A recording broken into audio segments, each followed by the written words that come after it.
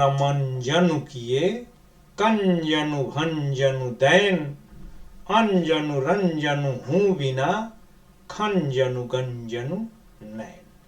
अब इसमें कठिन शब्द हैं, तो रस, रस का मतलब जो होता है यहाँ पर प्रेम पूर्वक, आनंद के साथ, पूरी तन्मयता के साथ। श्रृंगार का मतलब जो है श्रृंगार करना, यानी कि सजना संवरना। मंजनु का मतलब अच्छी तरह से मंजन करते हुए, यानी कि पूरा मलते हुए प्रेम पूर्वक।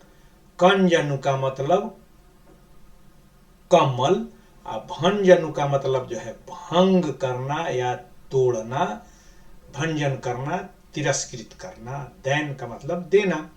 अंजनु का मतलब काजल, और रंजनु का मतलब शोभा और जो है मोहक। हूँ बिना, खंजनु, खंजनु का मतलब एक पक्षी का नाम है, खंजन पक्षी।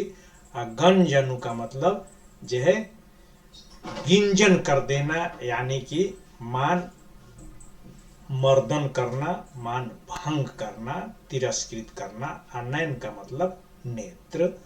तो इस प्रकार रस श्रृंगार मंजन किए, यानी कि प्रेम पूर्वक श्रृंगार करने के कारण तेरे ये नेत्र कंजनु भंजनु दैन, यानी कि कमल, कंजनु भंजनु दैन का मतलब कमल के भी घमंड का भंजन करने वाले हैं। अंजनु रंजनु हूँ बिना, यानी कि बिना अंजन यानी कि काजल लगाए ही तेरे नेत्र खंजन पक्षी को भी लज्जित करने वाले हैं।